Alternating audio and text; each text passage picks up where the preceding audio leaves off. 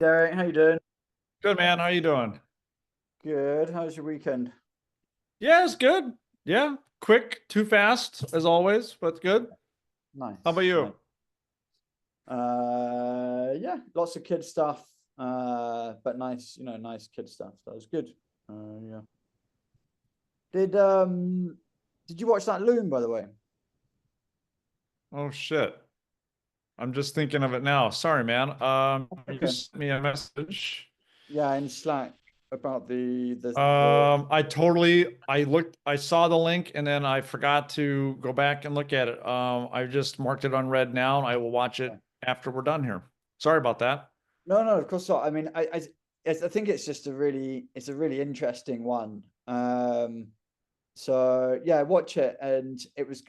I don't know how coherent that is because I wanted to get a load of stuff out after watching it, but I think let's chat about it again because there's a Okay. bunch of some some kind of small things that I think you can kind of implement straight away, and then there are some larger things that might would be worth talking about and might be more difficult to tackle. Okay. Yeah, I'll take a look and we'll definitely chat about it this week then. That sounds good. Cool. Okay. Thank you so much for doing this. So we're just gonna go through be like 15, 20 minutes. Just a few questions. So a quick introduction about you, then kind of I will ask you just to kind of set the scene. You know the score. I mean, set the scene about where were you, what was the business doing, especially with your kind of role in sales, what were you struggling with? And then, why did you start working with Outsell? I mean, there's lots of different ways that I guess that you could go. So what appealed to you kind of about Outsell?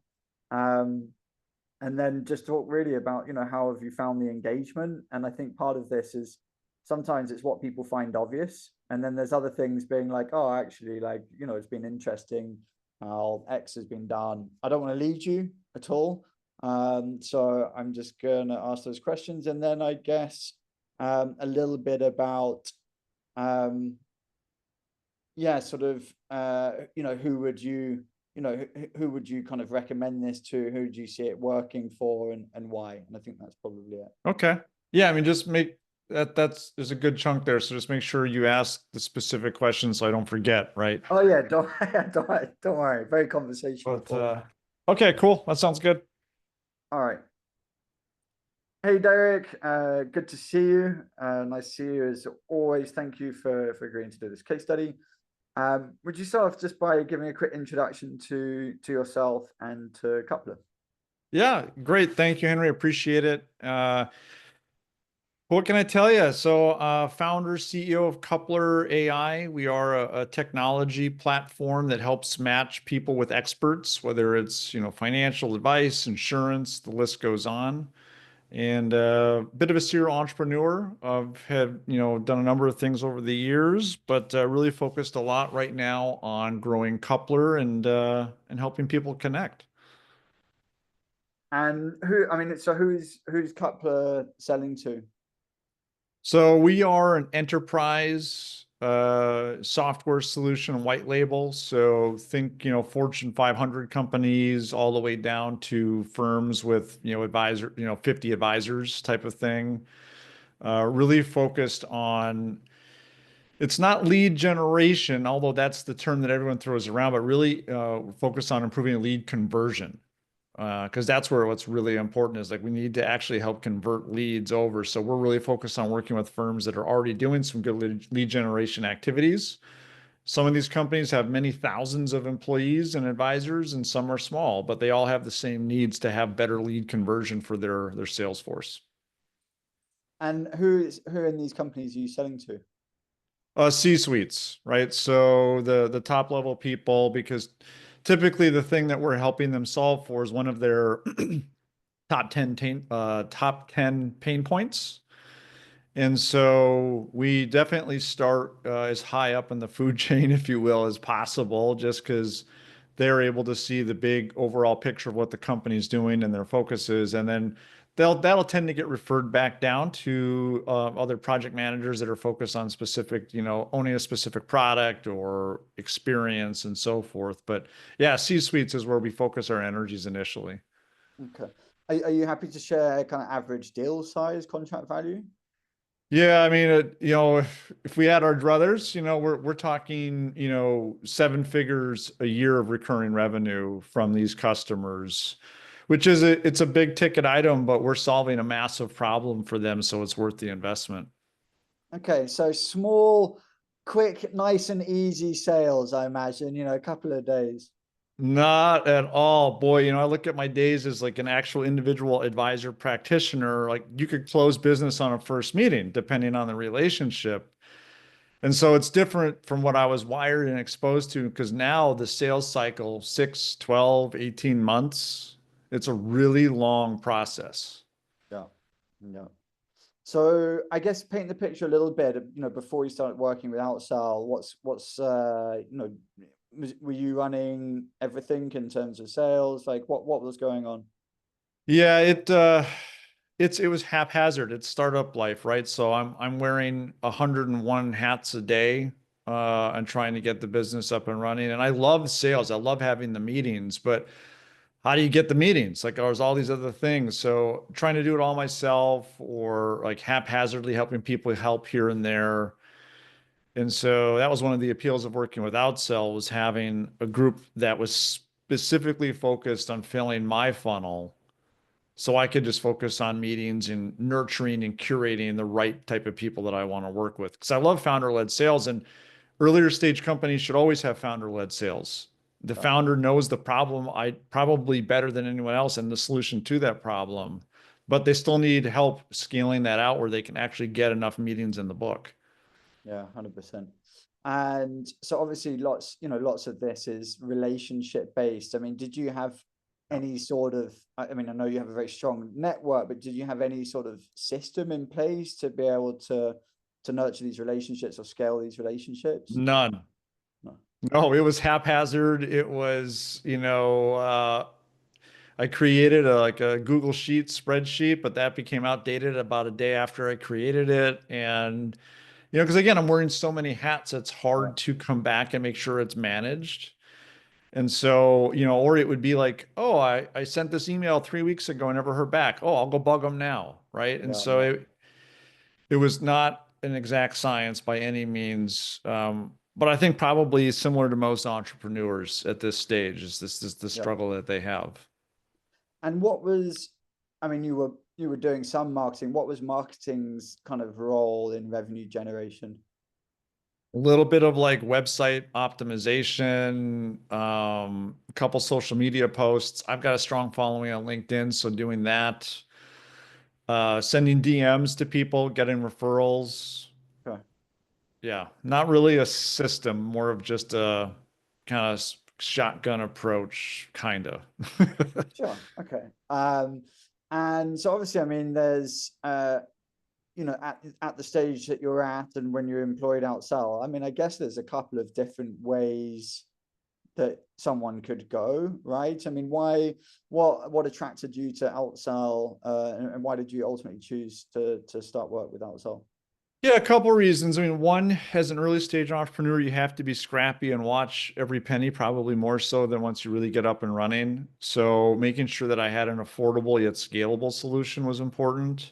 I also have known you guys for a decade, so there's a good relationship there. I know what you guys do. I also like that you guys are owner operators. Like you've been in the shoes that I'm in, Mm. which is really important. And it also, there wasn't, hey, Derek, if you sign up with us, we'll fix this problem in 2 weeks.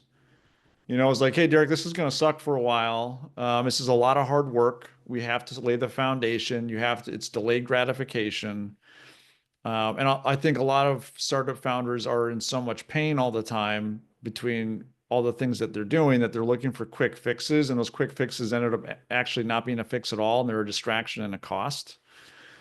And so I just found all those things appealing. I mean, there's no guarantees by any means, but I wanted to work with a group that got it and had a process and a system that I could, focus on and let me be me while all the other stuff in the background gets done.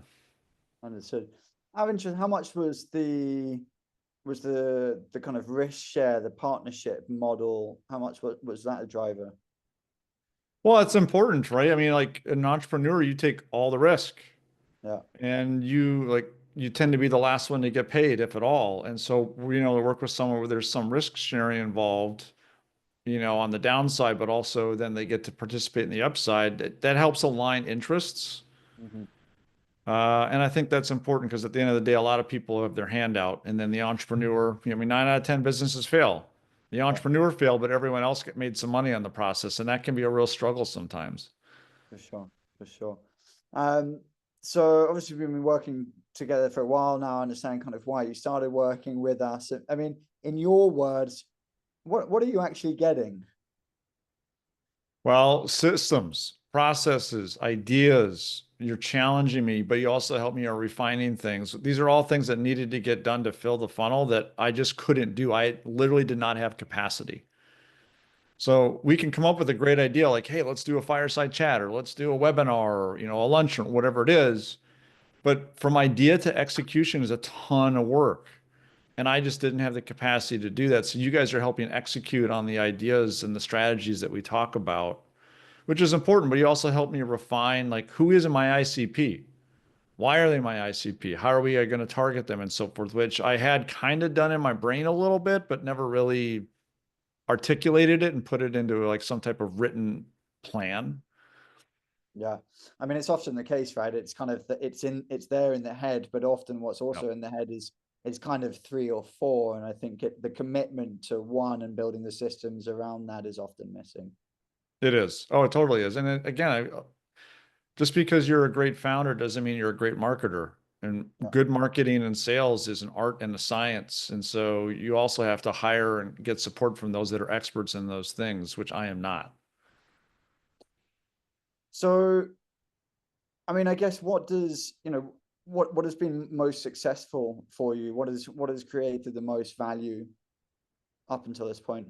Definitely getting clear on who we want to work with and then coming up with a strategy that's I guess you'd call it a nurturing strategy on who do we want to talk to, how are we going to get them into the funnel, when do we go from nurturing to pitching? Because there's a fine line there too. It's you don't just go straight to pitch. You got to warm them up. And so having that whole process and then just knowing it's delayed gratification that we have to build this thing over time. It's not going to happen overnight. I think that's been really helpful is really just processes and systems so there's an engine running constantly. Yeah. I mean, I think also when you first started work with us, I mean, you had stuff in the pipeline as well, right? And often I think the misconception sometimes when people start working, they always just think in top of funnel terms. Whereas, a lot of the work that we've done with you, I think, has been about the reactivation of what's kind of already in the pipeline. It's Yeah. how do you put that system to anywhere, whether it's top of funnel, mid funnel, or bottom. 100%, right? Because how many people did I forget about? Yeah, yeah. Right? And what's a good way to go back? You can only email someone so many times, say, hey, just circling back on this. Like that, that only works like never. So Yeah. Right. Okay. And yeah, I think what else about I guess the engagement has kind of surprised you? Everyone comes in with kind of conceptions about how something might be. Has there been anything else that has stood out for you or surprised you?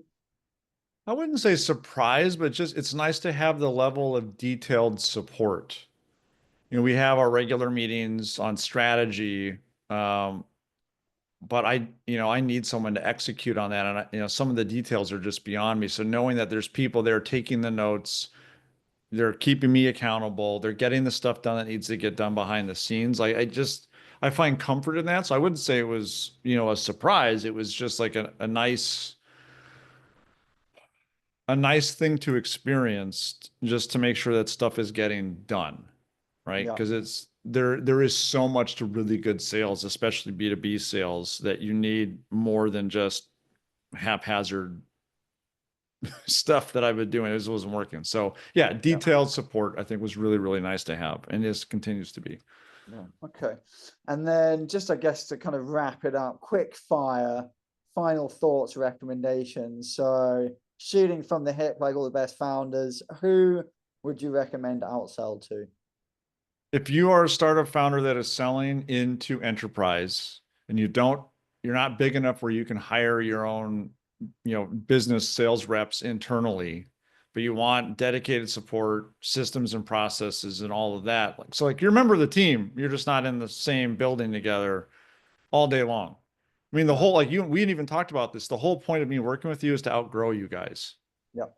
right? That's the whole point. But you got to start somewhere. So you got to go from founder-led sales and doing everything to founder-led sales supported by a team like you guys to the point where now I need to hire people internally to do it. So you guys Yep. are that kind of that bridge between very early to holy crap, we're really making some money now. Let's go. Oh, awesome. And what would you say to someone who's on the fence about working with us? What's the alternative? You're going to keep wasting time doing something that isn't working? There is no quick fix. There's no magic bullet or, silver bullet, whatever you want to call it. There's no pill. Get help from people that know what the hell they're doing, right? No. That have experience in it and know that's going to take some time. Mm. It's a funny one, right? We don't talk about this enough, but the beautiful thing about just doing one thing is that, and like it's like with every business, is that everyone else is benefiting from the mistakes that we basically make. Making mistakes is an inevitable part of progress. Now, you either get to make that in your own business where, you can't make mistakes, and they slow you down, they can push you back 6 months, a year, or, you're effectively, I mean, that's what you're paying for, right? You're paying for someone that's made mistakes and has got success on other accounts and has learned, so that you can move quicker, basically. I think we don't talk about enough about this. No, it's true. You guys are doing this all day, every day, and you're learning faster and doing more what works, what doesn't work than any one of us could do on our own. So why wouldn't you leverage that to help grow your own company? It's a no-brainer. Yeah. Cool. And then just one last one. If you had to sum up the impact in one sentence, what would it be? One sentence. Oh my gosh, it gave me my time back, Well, right? nice. Yeah. I mean, that's what's so important because I want to focus on closing deals, having fun, building the company. There's a lot of sales stuff that I wasn't interested in doing, but I was doing it. It just sucks up so much time. It gave me my time back. Oh, awesome. Derek, thank you so much.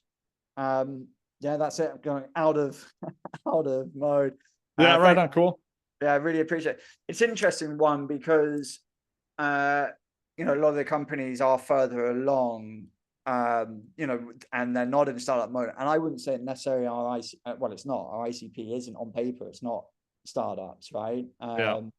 But yeah, I think, we still get them, and we don't tell that story enough. A lot of the stories that we tell is on kind of founders exiting from sales. And actually, I think what you said there is I'm happy to do the calls. It's just all the other stuff, and we don't tell that story well enough. And I think you did that really well. So thank you. Awesome. Cool. Good. Nice one. Now, hopefully that helps you guys out. That's good. It's perfect. All right. Thanks. I'll see you later in the week. That sounds good, brother. Have a good rest of your day. Yeah, if I don't see you before the event, good luck. It's on Friday, right? Wednesday. Wednesday. Okay. Just testing.